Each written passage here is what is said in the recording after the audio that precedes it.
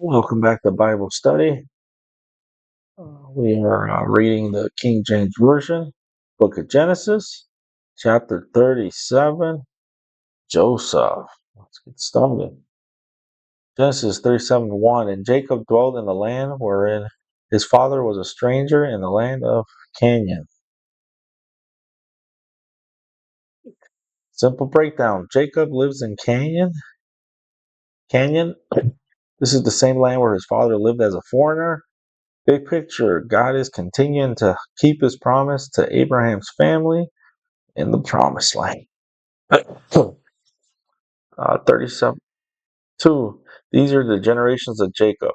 Joseph, being 17 years old, was feeding the flock with his brethren, and the lad was with the sons of Bilhah, and with the sons of Zilpah, his father's wives.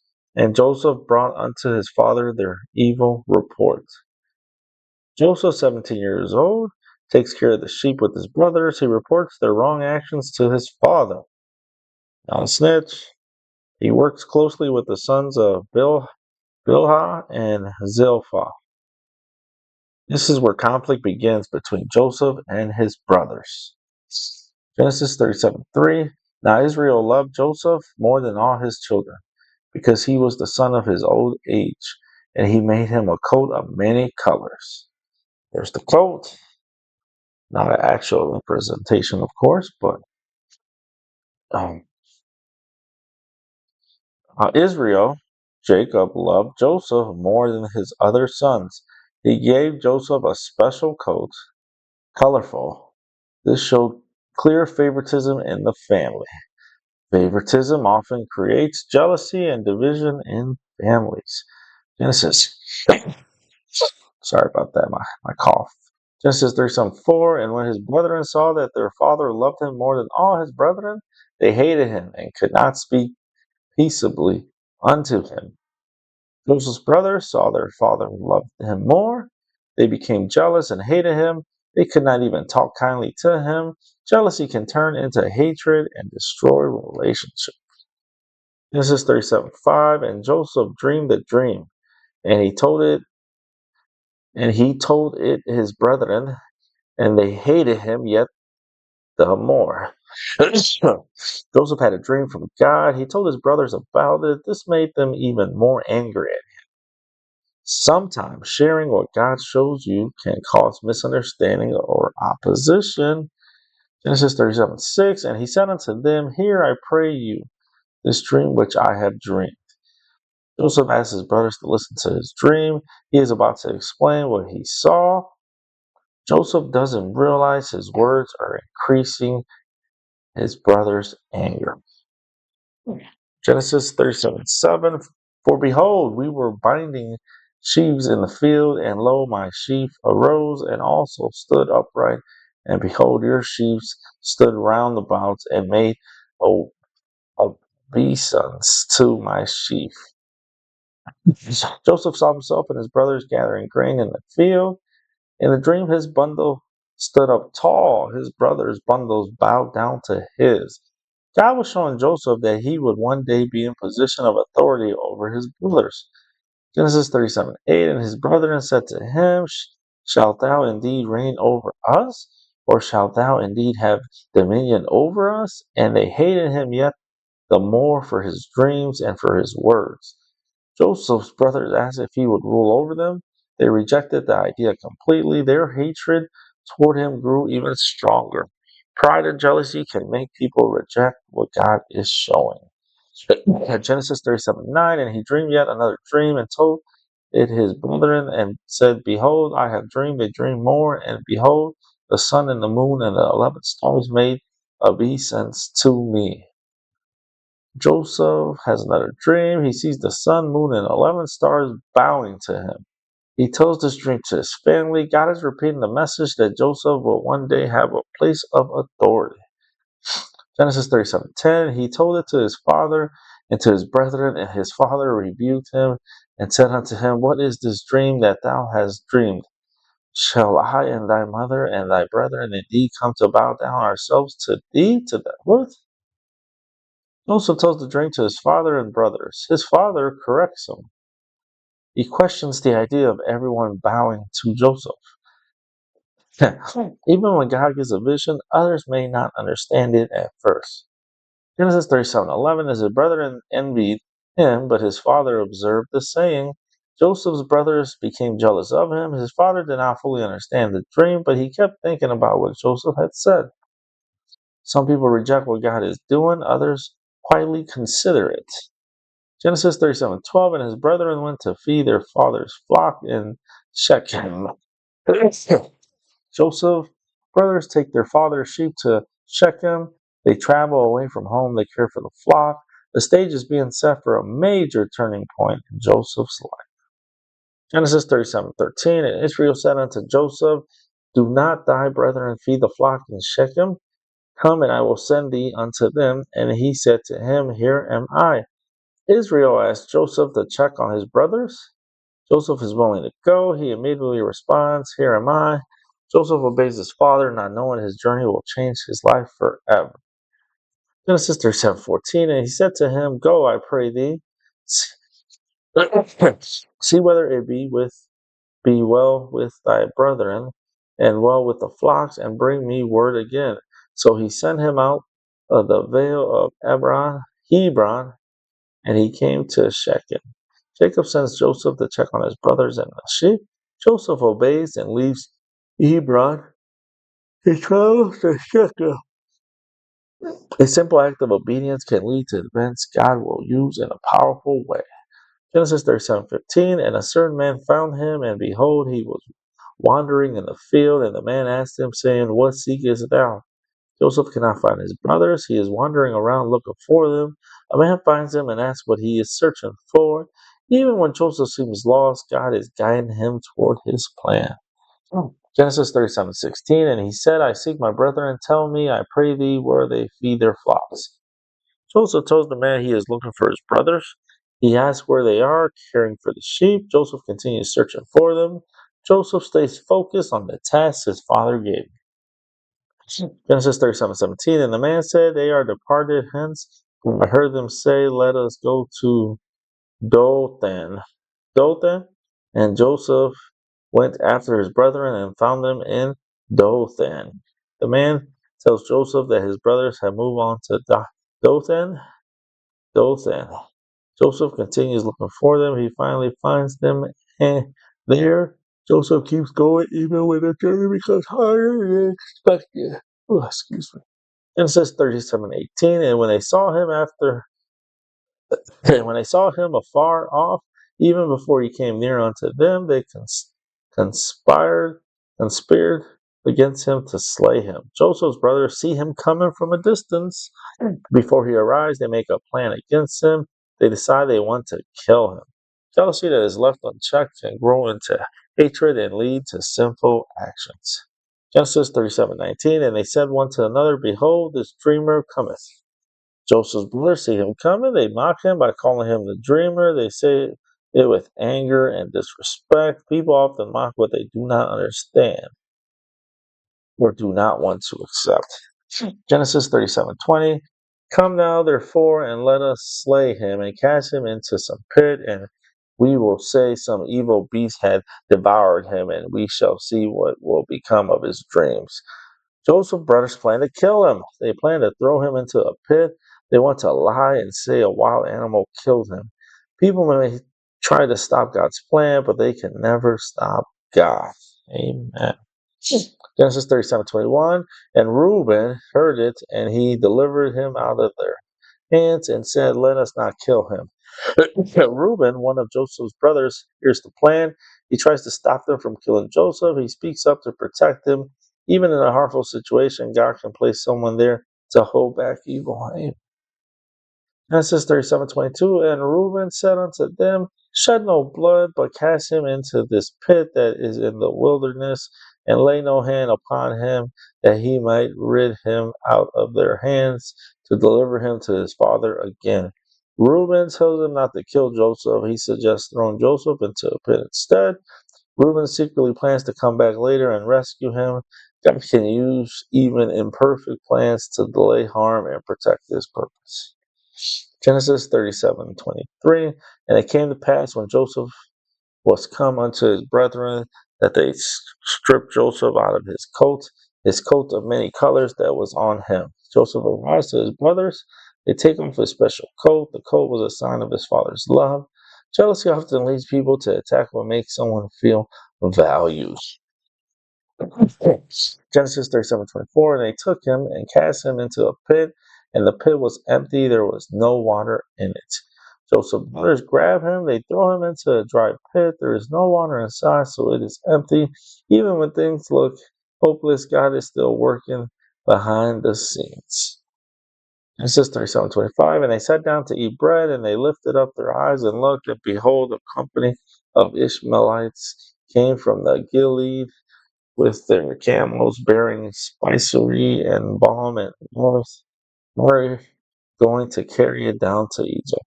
Joseph's brothers sit down and eat. They see traders traveling with goods. The traders are heading toward Egypt. While Joseph is in trouble, God is already bringing a way for him to be moved into his next season.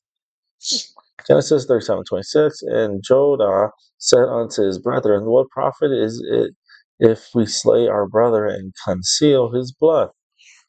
Jodah speaks to his brothers. He questions killing Joseph. He asks what they would gain from it. Even in a wrong situation, God can still bring moments of restraint and reflection. Genesis 37:27. Come and let us sell him to the Ishmaelites, and let not our hand be upon him, for he is our brother and our flesh, and this brethren were content.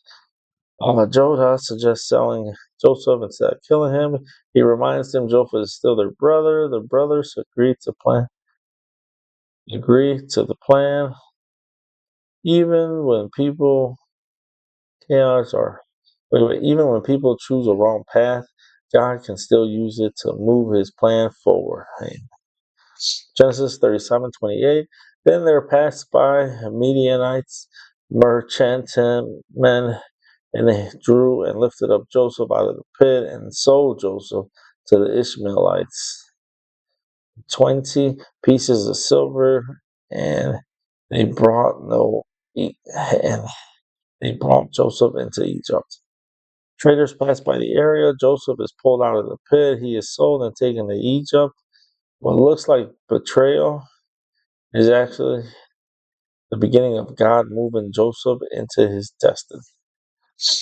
Genesis 37:29. And Reuben returned unto the pit, and behold, Joseph was not in the pit, and he rent his clothes. Reuben comes back to rescue Joseph.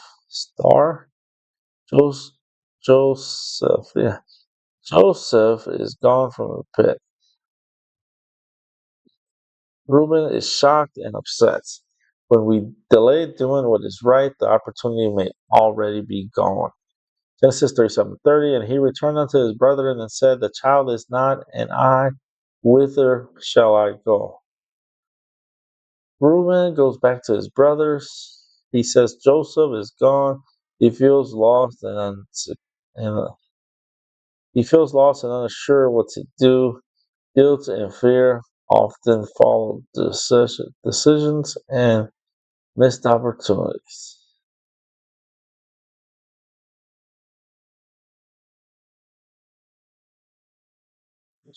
Genesis 37:30. And he returned to his brethren and said, the child is not, and I, whither shall I go? Reuben goes back to his brothers. He says Joseph is gone. He feels lost and unsure what to do. Guilt and fear often follow wrong decisions and missed responsibility. Genesis 37:31. And they took Joseph's coat and killed a kid of the goats and dipped the coat in the blood. Joseph's brothers take a special coat. They kill a young goat. They cover the coat in his blood to fake his death. Big picture, big picture, sin often leads to more sin as people try to cover up what they find.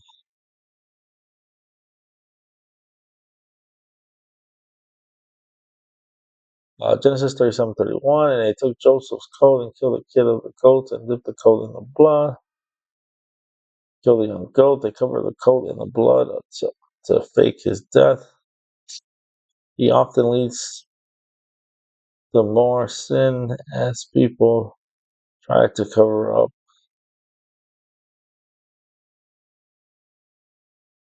Genesis 37:32, and they sent the coat of many colors, and they brought it to their father and said, "This have we found.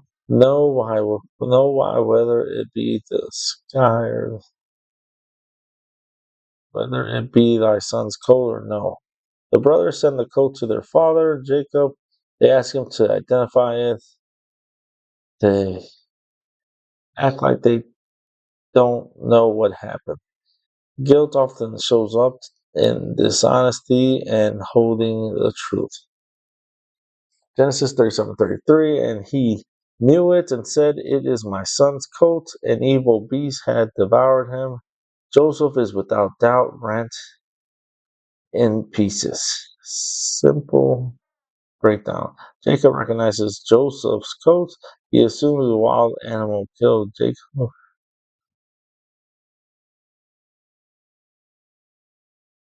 He believes Joseph is dead. Classification.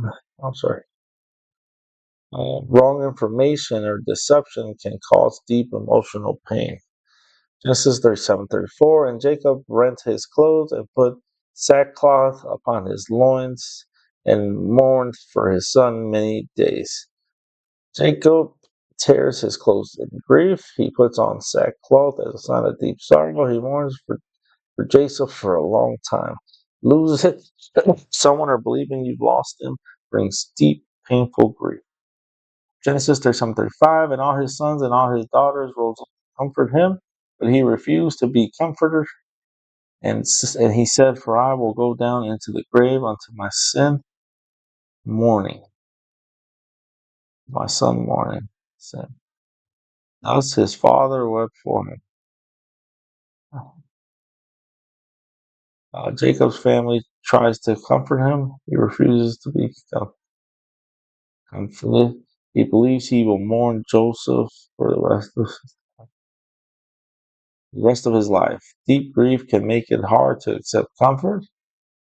Deep grief can make it hard to accept comfort even from loved ones. Genesis 37:36, and the Midianites sold him into Egypt under Potiphar, an officer of Pharaoh's and captain of the ground. Joseph is taken to Egypt. He is sold to Potiphar, an official under um, Potiphar. Is this Potiphar?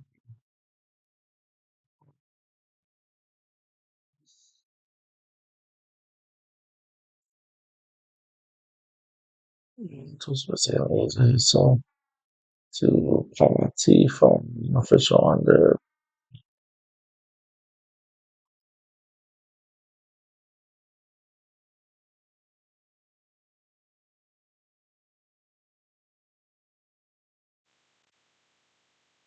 Oof, sorry.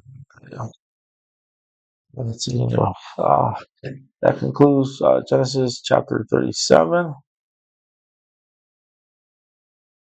And the Midianites sold him into Egypt unto Potiphar, an officer in Pharaoh's and captain of the guard. Joseph is taken to Egypt. He is sold to Potiphar, an official under Pharaoh. Potiphar is the leader of Pharaoh's. Looks like the end of Joseph's life was actually beginning that's next up for him. So the big picture, what looked like the end of Joseph's life was actually the beginning of God's next step for him. Um, that concludes the chapter, y'all. Forgive me for my sleepiness as it is. It's kind of like 10 p.m. and I usually go to sleep at 9. But anyways, keep an eye out for chapter 38, maybe sometime next Tuesday. Other than that, enjoy the shorts for Proverbs. One book. Have a good night.